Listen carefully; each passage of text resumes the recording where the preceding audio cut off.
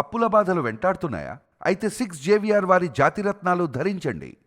ఖమ్మం జిల్లాలో దారుణం చోటు చేసుకుంది. 14 ఏళ్ల హిమశ్రీ అనే చిన్నారి జ్వరం వచ్చిందని ఒక ఆర్ఎంపీ డాక్టర్ దగ్గరికి వెళ్తే వైద్యం వికటించి ఆమె మరణించింది. అయితే అసలు ఏం జరిగింది అనంటే బసూపురం కొనిజర్ల మండలం ఖమ్మం జిల్లాలో అయితే ఈ దారుణం చోటు చేసుకుంది. హిమశ్రీ అనే 14 ఏళ్ల అమ్మాయి కొనిజర్ల మండలంలో కస్తూర్బా గాంధీ బాలికా విద్యాలయం హాస్టల్లో అయితే ఉంటోంది. అయితే తనకి ఒక 2-3 రోజులుగా జ్వరం వస్తుందని చెప్పేసి తల్లిదండ్రులు బసూపురం గ్రామంలో వాళ్ళ ఇంటికి తీసుకొచ్చారు. ఆ అమ్మాయిని తీసుకొచ్చి జ్వరం తీవ్రత ఎక్కువగా ఉందని చెప్పేసి వాళ్ళ ఊర్లోని సంపత్ అనే ఆర్ఎంపీ డాక్టర్ దగ్గరికి తీసుకెళ్తే ఆ అమ్మాయికి క్యాన్లో పెట్టాడట. క్యాన్లో పెట్టి గ్లూకోజ్ అవి ఎక్కించిన తర్వాత ఒక ఇంజెక్షన్ ఇచ్చాడట. ఇంజెక్షన్ ఇచ్చిన తర్వాత ఆ అమ్మాయికి మళ్ళీ ఇంటికి వెళ్ళిన తర్వాత ఫీవర్ ఎక్కువైపోయి బాగా చలి అది ఎక్కువైపోయిందట. మళ్ళీ వస్తే మళ్ళీ ఇంజెక్షన్ ఇచ్చాడట. ఆ ఇంజెక్షన్ ఇచ్చిన తర్వాత తనకి శ్వాస తీసుకోవటంలో తీవ్ర ఇబ్బంది ఎదురైందట. సో తన ఇబ్బందిని గమనించిన తల్లిదండ్రులు పెద్ద ఆసుపత్రికి తీసుకెళ్లి వైద్యులకి చూపిస్తే ఆ అమ్మాయికి ఈసీజీ చేశారు. ఈసీజీ చేస్తే ఆ అమ్మాయి అప్పటికే మరణించింది, శ్వాస తీసుకోవటం లేదు అని చెప్పేసి వైద్యులు నిర్ధారించారు. అంటే ఇక్కడ జ్వరంతోనే ఒక ఆర్ఎంపీ డాక్టర్ దగ్గరికి వెళ్తే తనకి ఏదో ఇంజెక్షన్ మరి ఏదైనా డోసేజ్ ఎక్కువ ఇచ్చాడా, లేకపోతే రాంగ్ మెడిసిన్ ఏమన్నా ఇచ్చాడా, అసలు ఏం జరిగింది ఏం తెలీదు. కానీ ఇక్కడ ఆ సంపత్ అని ఆర్ఎంపీ డాక్టర్ తాగేసి ట్రీట్మెంట్ చేస్తాడు అని చెప్తున్నారు. మరి అది ఆయన ట్రీట్మెంట్ చేయడం వల్లే వికటించి చనిపోయిందా, అసలు ఏం జరిగింది, జ్వరం ఎక్కువైందా, ఏం తెలియని పరిస్థితి.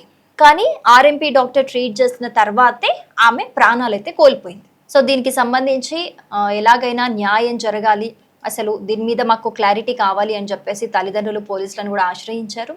పోలీసులు దీని మీద విచారణ అయితే చేపట్టడం జరిగింది. కానీ చూడండి, చాలా మంది కూడా మనలో కూడా చాలామంది జ్వరం హై ఫీవర్ ఉంది అని అంటే కనుక పెద్ద పెద్ద హాస్పిటల్స్కి చాలా తక్కువ మంది వెళ్తారు. పెద్ద పెద్ద హాస్పిటల్స్కి ఆర్ఎంపీ డాక్టర్స్ దగ్గరికే ఎక్కువ మంది వెళ్తూ ఉంటారు. ఎందుకు అనంటే క్యాన్లా పెట్టి తొందరగా క్యూర్ అవుతుంది ఈజీగా, అండ్ ఖర్చు కూడా తక్కువ అవుతుంది అనే ఆలోచనతోని. అంటే జ్వరం అంటే పెద్ద సమస్య కాదు కదా అని చాలామంది అనుకుంటారు. ఎస్పెషల్లీ మిడిల్ క్లాస్ పీపుల్ అయితే ఇదే చేస్తారు నాకు తెలిసి. సో ఆర్ఎంపీ డాక్టర్స్ దగ్గరికి వెళ్ళిన తర్వాత ఒక ఇంజెక్షన్ తీసుకున్నాక వికటించి చనిపోవడం అంటే చాలా పెద్ద విషయం. ఇది చాలామంది ఇలా వెళ్తూ ఉంటారు. అంటే అక్కడ కూడా గ్యారంటీ లేదు, అసలు వైద్యం చేస్తున్న దగ్గర కూడా గ్యారంటీ లేదు అని అంటే ఏంటి పరిస్థితి? అలాగే వైద్యో నారాయణో హరి అని అంటారు. అంటే వైద్యులు దేవుళ్ళతో సమానమని. అలాంటి వాళ్ళు తాగేసి ట్రీట్ చేయడం ఏంటి నాకు అర్థం కాక అడుగుతాను. తాగేసి ట్రీట్ చేయడం వల్ల అంటే మరి ఆ మత్తులో మన హై డోసేజ్ ఇచ్చాడో, రాంగ్ ఫార్ములా ఏమన్నా ఇచ్చాడో, అసలు ఇవ్వకూడని మెడిసిన్ ఏమన్నా ఇచ్చాడో మనకి అంటే నేను చూసినంతలో నాకున్న అనుభవంలో చెప్తున్నాను. ఎప్పుడైనా డాక్టర్స్ ఏవైనా ట్రీట్మెంట్స్ ఇచ్చేటప్పుడు, మెడికేషన్స్ ఇచ్చేటప్పుడు, ఇంజెక్షన్స్ ఇచ్చేటప్పుడు జ్వరం ఉందా అని టెస్ట్ చేస్తారు. కొన్ని ట్రీట్మెంట్లలో నేను అది గమనించాను. జ్వరం ఉందా, ఎంత ఉంది, మనకి టెంపరేచర్ అనేది వాళ్ళు నిర్ధారించుకున్న తర్వాతే కొన్ని ట్రీట్మెంట్లు చేస్తారు. అంటే దాని అర్థం ఆ జ్వరం ఉంటే ఖచ్చితంగా ఇదేదో వికటిస్తుంది, ఇదేదో అవుతుంది అన్న ముందు జాగ్రత్తతోని. మరి ఈయనేంటి జ్వరానికి ట్రీట్మెంట్ అని చెప్పేసి ఆ అమ్మాయికి శ్వాస తీసుకోవడంలో ఇబ్బంది ఏంటి, అసలు ఊపిరే ఆగిపోవడం ఏంటి? నాకు తెలిసి తాగేసి ఆ మత్తులో వేరే డోసేజ్ ఎక్కువ ఇవ్వడమా, వేరే ఫార్ములా ఏదైనా ఇవ్వడమా జరుగుండాలి. అంతకుమించి ఫీవర్లో ఉన్న అమ్మాయి అంత సడన్గా ఎలా చనిపోతుంది?